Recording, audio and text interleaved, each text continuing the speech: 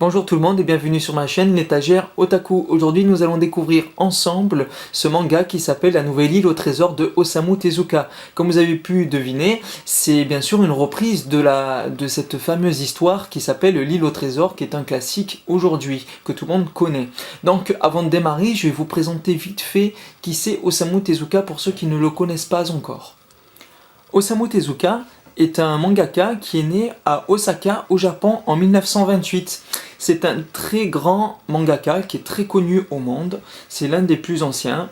Et donc du coup, aujourd'hui nous allons découvrir La Nouvelle Île au Trésor, et c'est un de ses premiers grands succès. Il a écrit aussi et dessiné Astro Boy, Black Jack, La vie de Bouddha, Le Roi Léo, etc., etc.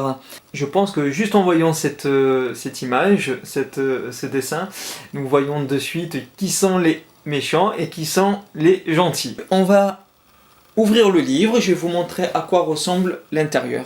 Comme beaucoup d'histoires enfantins et de ce style, les arrière-plans sont pas forcément très bien détaillés, il y a beaucoup de blanc, de vide derrière.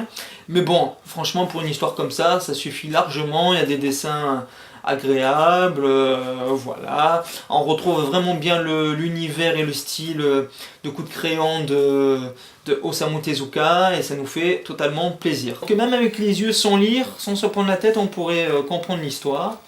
Voilà, donc c'est assez simple, propre, et c'est vraiment plutôt stylé, je trouve, de cette manière-là.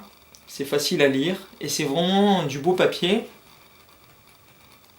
Et le livre aussi est vraiment sympa. Vous avez le petit pour passer, pour marquer la page.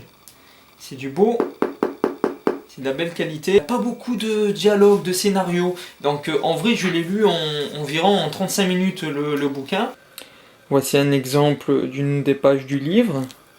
Donc là, bon, c'est une scène où il y a de l'action, tout ça, donc il n'y a pas forcément beaucoup de dialogue, et ce qui est normal.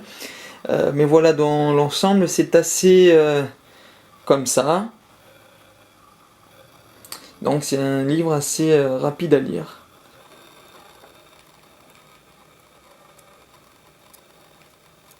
C'est lu en très peu de temps, en 35 minutes, et le petit inconvénient, c'est aussi le prix du livre, parce que mine de rien, c'est un livre quand même qui vaut 18 €, hein, donc 18 € pour lire en 35 minutes, voilà quoi, et avec peu de dialogue à l'intérieur, c'est vrai que c'est un petit peu, ça fait un petit peu mal au porte-monnaie quoi.